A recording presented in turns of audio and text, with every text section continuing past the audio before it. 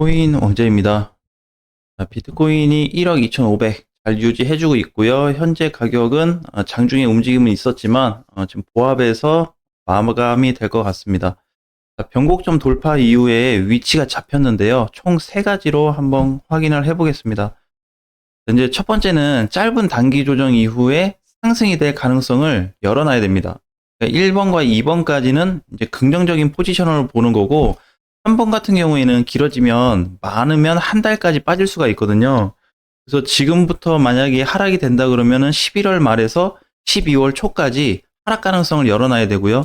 두 번째는 짧은 조정 이후에 대상승이 나와줘야 되는데, 이 1번과 2번, 일봉상에서 봤을 때 제가 보고 있는 건 여기거든요.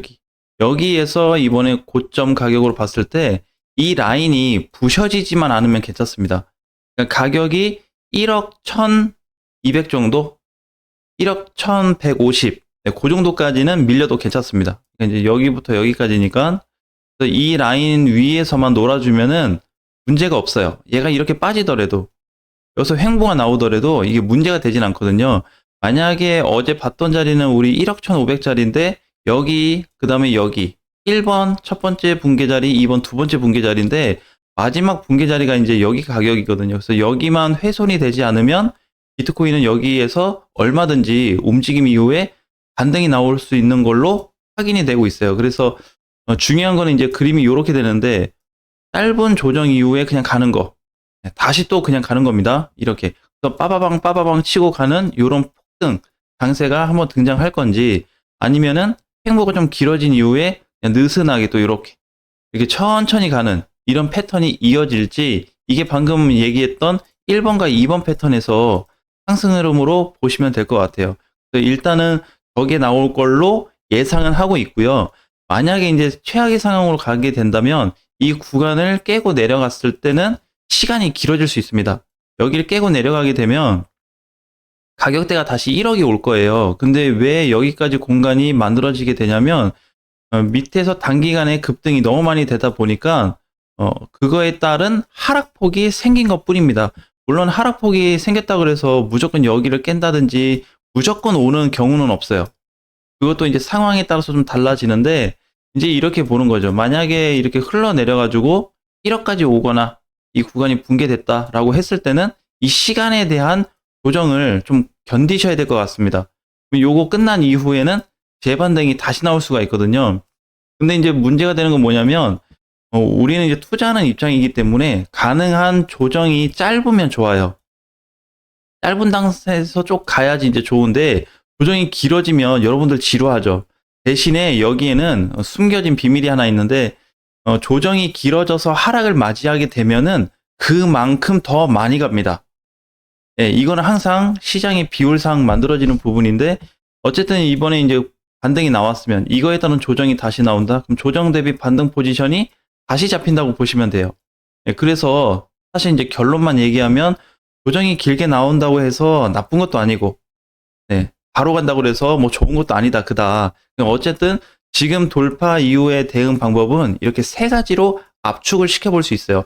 하나로 딱 정의를 내릴 수가 없습니다. 왜냐면 비트코인이 어제도 우리 얘기했지만 중간에 걸쳐 있다 그랬죠.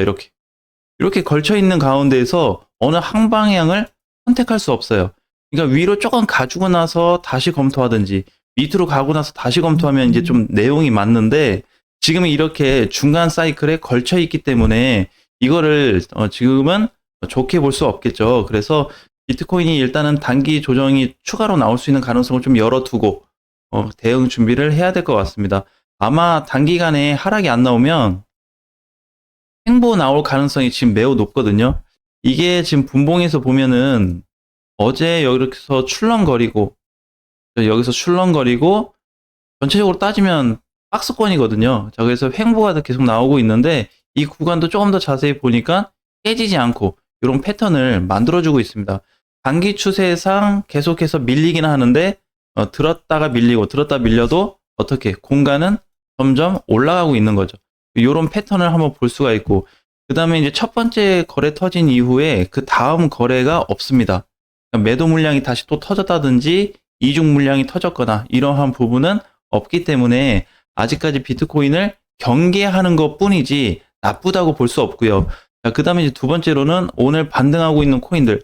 토카막 눌렸다 그래서 나쁘다고 볼 수 없습니다. 자, 엠볼 눌렸는데 나쁘다고 볼 수 없고요. 텔라도 마찬가지. 그러니까 지금 뭐 올라가는 애들, 눌리는 애들, 또는 하락하는 애들 자체를 나쁘거나 이제 뭐 망가졌다, 끝났다 이렇게 정의를 내릴 수가 없습니다. 아직도 이제 포지션은 많이 남아 있는데 과연 그 남은 포지션 동안에 코인 시장이 얼마나 메꿔줄지 그걸 이제 좀 기대를 해봐야 될 것 같습니다. 그리고 도치코인 같은 경우에는 도치코인도 나쁘진 않아요. 나쁘진 않은데 지금 위치가 이제 과열이 된 상태이기 때문에 유일하게 뭐 다른 거래소는 모르겠지만 이쪽 거래소는 지금 280%까지 상승이 됐다가 밀리는 거거든요. 그래서 단기간 상승폭이 너무 커요. 그래서 이런 애들은 올라갔다가 눌릴 때 공략하는 게 좋고, 또는 비트코인이 만약에 여기서 우리가 좀 팁을 알아가야 되는 게 알트코인들인데, 알트코인들은 사실상 이제 좀 정상입니다.